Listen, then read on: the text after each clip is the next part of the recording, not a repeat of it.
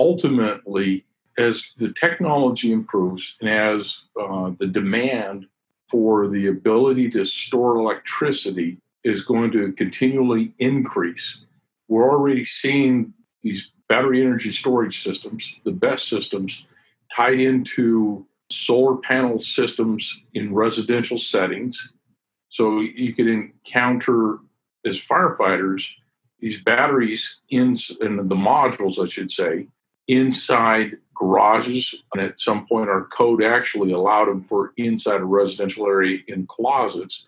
When Fire Marshal Tanner will talk about that, that's one of the amendments we're going to be making shortly, is that we're not going to allow them anywhere inside a livable space. It's going to be inside a garage. From a political process, I wanted to move those batteries exterior only, not inside even a garage. Because now if you have a car fire or any other kind of fire in a garage, the heat can cause the cascading effect inside the battery module system inside the garage. So the battery may not be directly the cause of an incident. Something else could cause that battery to go into failure. The flip side of that is the battery itself can go into a cascading effect. One battery inside the module goes bad, and now you start producing them. Now you have a garage fire filled with the toxic gases, the production of hydrogen fluoride, all the different gases that come off of one of those units inside a garage. So we're going to encounter those kind of systems in just garage fires, inside house fires. Then the utility grade, what we're seeing now is not only the big boxes that we've been describing with the McMicken side, you're going to start seeing those individual units inside what will appear to be just a transformer box alongside the road.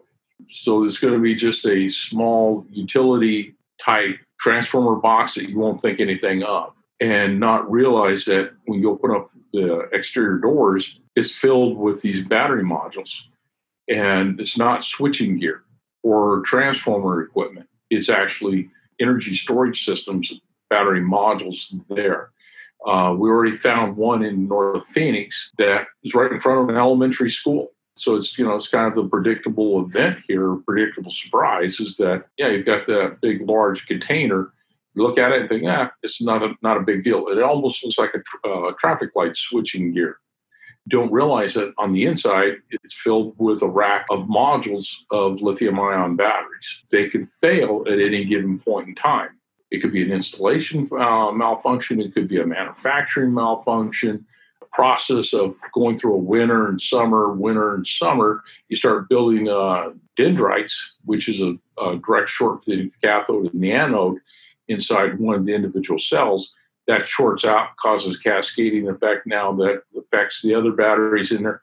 Now you're producing all these gases right there in any given situation, whether it's inside a residential structure, inside one of these boxes, or a large-scale utility box that we've encountered at McMicken. McMicken was only a 2-megawatt system. Salt River Project, which is the other utility company here, SRP, APS, Arizona Public Service, they're looking at building 10, 20, and 100 megawatt facilities. They're actually looking at one in a little community in between Peoria and Surprise. They're talking 200 megawatts.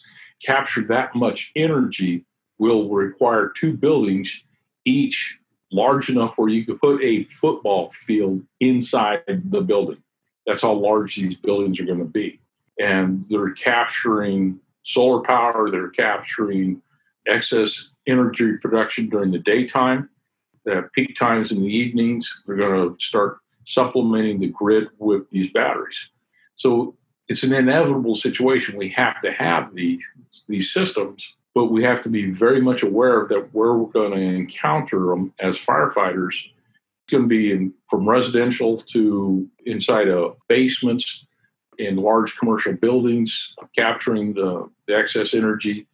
We're going to see them all over the place, and we have to know and recognize what they are and what the potential hazards are.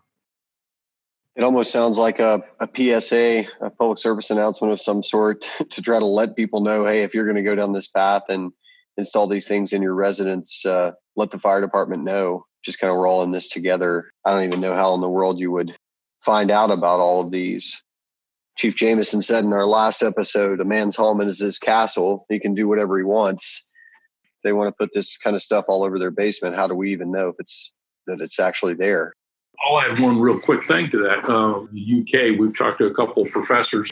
They have found that people are doing a black market system for these batteries, and what they're doing is like an electric vehicle, whether it's a Leaf or a Tesla, whatever it is. If they get in an accident, they're capturing those batteries and salvaging them, sending them off to China, getting them refurbished, sent back into Europe, and then obviously the United States, and packaged as new batteries. And when in reality, they could very well have damage from the accidents, et cetera.